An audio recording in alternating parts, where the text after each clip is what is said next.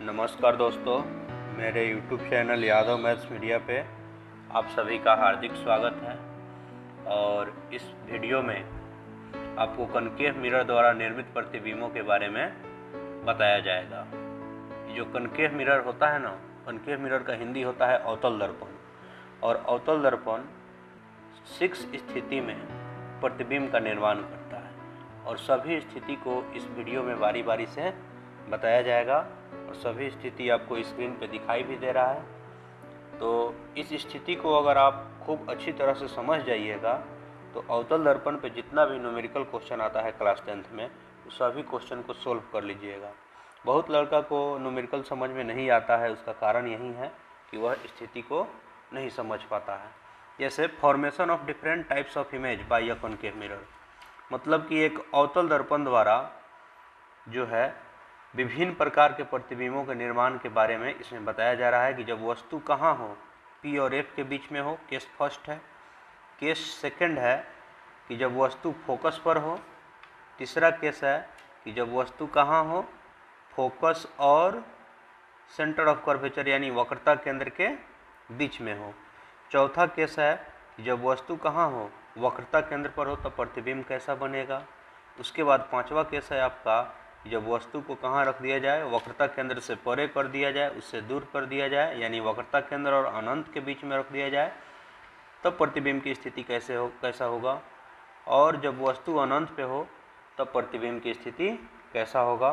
तो प्लीज़ आप इस वीडियो को स्किप मत कीजिए और इसको पूरा देखिए, तब आपको समझ में आ जाएगा कि यह जो अवतल दर्पण प्रतिबिंब का निर्माण करता है 6 स्थिति में, वह किस प्रकार करता है। और नीचे लिखा गया है कि अपनी आज़ादी के सुवर्ण दरवाजे को खोलने की एकमात्र चाबी सिर्फ शिक्षा है।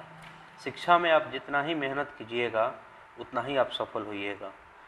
तो अगर आप आज़ाद रहना चाहते हैं तो एक अच्छा एजुकेटेड व्यक्ति बनिए और समाज के प्रति अपना सही सोच रखिए। एक अच्छा एजुकेटेड व्यक्ति बनिए, समाज के लिए कुछ करिए, अपने देश के लिए कुछ करिए। तो मैं यही कामना करता हूँ आपसे। और आगे देखिए, इसमें लिखा गया है कि the type of image found by a concave mirror depends on the position of object in front of the mirror, मतलब कि अवतल दर्पण के सामने वस्तु को किस स्थिति में रखा गया है, इसी पे निर्भर करता है कि प्रतिबिंब कहाँ बनेगा। अब फर्स्ट केस देखिए, पहला केस है कि जब वस्तु P और F के बिटवीन में हो। तो जब वस्तु को अवतल दर्पण के सामने P और F के बीच में रखा जाएगा तो पहला किरण इसमें दिखाया गया है जो मुख्य अक्ष के समानांतर है AD, वह क्या है, परावर्तन के बाद मुख्य फोकस से गुजर रहा है। और दूसरा किरण बताया गया है कि एक किरण जो है इसका आपका AE जो वक्रता केंद्र से होकर जा रहा है, परावर्तन के बाद वह उसी रास्ते पे लौट आ रहा है। तो आगे जब इसको हम बढ़ाएंगे तो आगे फैलते जाएगा, आगे तो यह कटेगा नहीं, तो इसको पीछे डॉट लाइन से बढ़ा के और क्या किया गया है, AB जो ऊंचाई का वस्तु है उसका प्रतिबिंब पीछे दर्पण के पीछे बनाया गया है। प्रतिबिंब का नाम है आपका A', B'। क्या है, A', वस्तु AB का काल्पनिक और सीधा प्रतिबिंब है। इसमें प्रतिबिंब का स्थिति क्या है, 1 नंबर में लिखा हुआ है कि बिहाइंड द मिरर यानी दर्पण के पीछे। और सेकंड है आपका वर्चुअल एंड डायरेक्ट, मतलब कि काल्पनिक और सीधा। काल्पनिक प्रतिबिंब हमेशा क्या होते हैं, सीधा होते हैं। और लार्जर देन द ऑब्जेक्ट, मतलब कि वस्तु से बड़ा और मैग्नीफाइड यानी आवर्धित प्रतिबिंब बना है। तो अवतल दर्पण के सामने वस्तु को कहाँ रखे कि काल्पनिक और सीधा प्रतिबिंब बने और साथ ही साथ आवर्धित भी हो। तो P और F के बीच में जब वस्तु को रख देते हैं अवतल दर्पण के सामने, तो उस प्रतिबिंब जो बनता है वह काल्पनिक और सीधा बनता है और साथ ही साथ आवर्धित बनता है। और इसी कंसेप्ट पे अवतल दर्पण का बहुत सारा उपयोग होता है। जैसे मेकअप मिरर जो होता है, फिल्मों में हीरोइन या हीरो ये लोग जो अपना मेकअप करवाते हैं उसमें कौन से मिरर का उपयोग करते हैं, कॉनकेव मिरर का उपयोग करते हैं, अवतल दर्पण का उपयोग करते हैं। और उसमें अपने चेहरा को अवतल दर्पण के काफ़ी समीप ले जाते हैं, काफ़ी नज़दीक में ले जाते हैं, ताकि उनके चेहरे का, आँख का या किसी विशेष पार्ट का प्रतिबिंब बड़ा बन सके। अब देखिए सेकंड है आपका कि जब वस्तु कहाँ हो, फोकस पर हो। अवतल दर्पण के सामने जब कोई वस्तु फोकस पर हो तो प्रतिबिंब कहाँ बनेगा। भाई जब अवतल दर्पण के सामने किसी वस्तु को फोकस पर रख दिया जाता है ना, तो प्रतिबिंब विलुप्त हो जाता है, प्रतिबिंब बनेगा ही नहीं, इन्फिनिटी पे बनेगा, अनंत पे, जहाँ एलियन रहता है। एलियन आपका फोटो देखेगा यदि आप कहाँ रहिएगा, अवतल दर्पण के सामने फोकस पे रहिएगा तो इसमें क्या है, ए बी आपका एक वस्तु है और मुख्य अक्ष के समानांतर एक किरण है एडी जो परावर्तन के बाद मुख्य फोकस से होकर गुजर रही है, और दूसरा किरण है आपका इसमें एसी जो दर्पण के अवतल दर्पण के वक्रता केंद्र से होकर जा रही है, और जो किरण अवतल दर्पण के वक्रता केंद्र से होकर जाती है परावर्तन के बाद दर्पण से अगर परावर्तन होता है तो उसी माध्यम पे लौट आता है। तो इसका इस स्थिति में प्रतिबिंब आपका कहाँ बनेगा, इन्फिनिटी पे वास्तविक और उल्टा बनेगा, और वास्तविक और उल्टा और वस्तु से बहुत अधिक बड़ा बनेगा। अब इसी कंसेप्ट पे अगर हम क्या करें, अवतल दर्पण के सामने फोकस पर अगर एक जलती हुई बल्ब को रख दे तो एक बहुत मजबूत प्रकाश की पुंज, समानांतर पुंज निकलेगा जो बहुत दूर तक जाता है। प्रकाश की समानांतर पुंज जो होता है ना, बहुत दूर तक जाता है और उससे बहुत दूर की वस्तुओं को हम देख सकते हैं। इसलिए वाहनों के हेडलाइट में, टॉर्च में, इस सब में किसका उपयोग होता है, इस सब में अवतल दर्पण का उपयोग होता है, क्योंकि बल्ब को उसमें कहाँ सेट किया जाता है, मुख्य फोकस पे सेट किया जाता है, और मुख्य फोकस पे से जब प्रकाश की किरणें दर्पण से टकराती है तो परावर्तन के बाद मुख्य अक्ष के समानांतर हो जाती है, यानी समानांतर किरणें आगे की तरफ भेजती है। जैसे वाहनों के हेडलाइट जो है, कार के हेडलाइट है, कार के हेडलाइट को अगर जला दिया जाए तो उसका लाइट जो है बहुत दूर तक जाता है। इसका कारण यह है कि उसमें क्या लगा हुआ है, अवतल दर्पण लगा हुआ है जो बहुत शक्तिशाली समानांतर किरण पुंज उत्पन्न कर रहा है। तीसरा स्थिति है आपका कि जब वस्तु कहाँ हो, सी और एफ के बीच में हो। तो सी और एफ के बीच में हो तो देखिए वस्तु ए बी है, उसका प्रतिबिंब ए डैश बी डैश है। तो ए बी जो वस्तु है उसमें से ए डी एक किरण जो है वह मुख्य अक्ष के समानांतर है और परावर्तन के बाद मुख्य फोकस से जा रहा है, और दूसरा किरण जो है वह है आपका वक्रता केंद्र से हम डाले हैं। तो दोनों के कटान बिंदु से प्रतिबिंब, वस्तु का प्रतिबिंब बना है ए डैश बी डैश, जो क्या है, वास्तविक और उल्टा है, और लार्जर देन द ऑब्जेक्ट है, मतलब कि वस्तु से क्या है, बड़ा है। और प्रतिबिंब का निर्माण कहाँ हुआ है, beyond the centre of curvature, मतलब कि वक्रता केंद्र जो है उससे दूर बना है। ठीक है, जब वस्तु को सी और एफ के बीच में रखते हैं तो प्रतिबिंब कहाँ बनता है, वक्रता केंद्र से दूर बनता है, वास्तविक और उल्टा बनता है, और साथ ही आवर्धित बनता है। क्या बनता है, आवर्धित। आवर्धित मतलब वस्तु से बड़ा। देखिए वस्तु कितना छोटा है ए बी, और प्रतिबिंब इसका कितना बड़ा है, ए डैश बी डैश। प्रतिबिंब तो बड़ा बनेगा ही, कब बनेगा, जब वस्तु कहाँ हो, सी और एफ के बीच में हो, तो वास्तविक और उल्टा प्रतिबिंब बनेगा, बड़ा बनेगा। इसको हम पर्दा पे प्राप्त कर सकते हैं, और पर्दा पे इस मतलब कि स्क्रीन पे इसको देखा जा सकता है। तो आपसे एक रिक्वेस्ट है कि आप मेरे चैनल को क्या कीजिए, सब्सक्राइब कीजिए। भाई आपके सब्सक्राइब कर देने से ना आपका कुछ जाएगा ना मेरा कुछ जाएगा, जबकि बल्कि आपको मेरे चैनल को सब्सक्राइब करने से कुछ नॉलेज भी मिलेगा। तो आपसे अनुरोध है, आपसे विनम्र विनती है कि आप मेरे चैनल को क्या कीजिए, सब्सक्राइब कर दीजिए। अब तीसरा अगला कंडीशन देखिए, मतलब कि चौथा कंडीशन है इसका, जब वस्तु कहाँ हो, वक्रता केंद्र पर हो, सेंटर ऑफ कर्वेचर पे हो, तो प्रतिबिंब कहाँ बनेगा, वहीं पे बन गया है और वस्तु के बराबर आकार का बन गया है। ए बी वस्तु है और ए डैश बी डैश वस्तु का प्रतिबिंब वहीं पे बन गया है, और इसमें जो है ए बी से एक ए डी प्रकाश की किरण को भेजा गया है जो मुख्य अक्ष के समानांतर है। ये रे डायग्राम दिखाया गया है इसका। तो मुख्य अक्ष के जो समानांतर है वह परावर्तन के बाद मुख्य फोकस से होकर जा रही है। ठीक है ना, परावर्तन के बाद किससे होकर जा रही है, मुख्य फोकस से। और दूसरा किरण जो है एफ पे डाले हैं तो दर्पण से अवतल दर्पण से जब परावर्तित हुई है, एफ पे डाले हैं हम ए ई, तो परावर्तन के बाद क्या हो गया है, समानांतर हो गया है। और इससे जो अपना प्रतिबिंब बना है, वक्रता केंद्र पे वस्तु को रखे हैं और वक्रता केंद्र पे ही प्रतिबिंब का निर्माण हो गया है।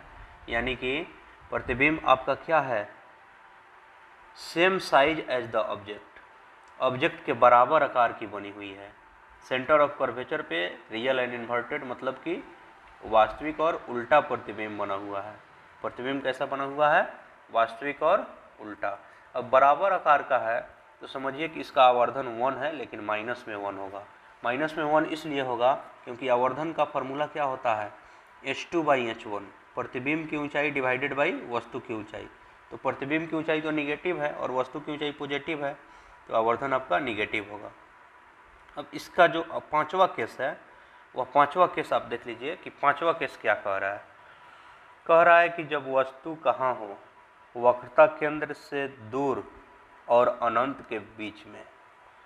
वक्रता केंद्र से थोड़ा दूर हो, अनंत तो बहुत दूर होता है, उसके बीच में नहीं। जब वस्तु कहाँ हो, वक्रता केंद्र से दूर हो, तो प्रतिबिंब निर्माण का किरण आरेख जो है स्क्रीन पे आपको दिखाई दे रहा है कि ए बी एक क्या है, ए बी एक वस्तु है जो तीर के आकार का है, और उससे ए डी मुख्य अक्ष के समानांतर किरणें नहीं, अवतल दर्पण से परावर्तन के बाद दर्पण के मुख्य फोकस से होकर गुजर रही है। और दूसरा किरण जो है हम दर्पण के वक्रता केंद्र से भेजे हैं, और जब दर्पण के वक्रता केंद्र से गया है तो परावर्तन के बाद पुनः उसी पथ पे वापस लौट आया है। और इन दोनों किरणों के कटान बिंदु से एक प्रतिबिंब बना है आपका ए डैश बी डैश। ठीक है, अब देखिए इसमें क्या है कि आपका वस्तु का आकार बड़ा है और प्रतिबिंब का आकार छोटा है। प्रतिबिंब कैसा बना है, वास्तविक और उल्टा बना हुआ है।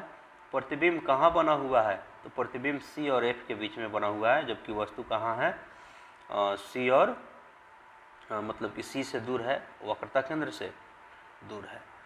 अब इसके आगे वाला कंडीशन देखिए कि यह क्या कह रहा है, जब वस्तु कहाँ हो, अनंत पे हो। लास्ट कंडीशन है, छठा कंडीशन है।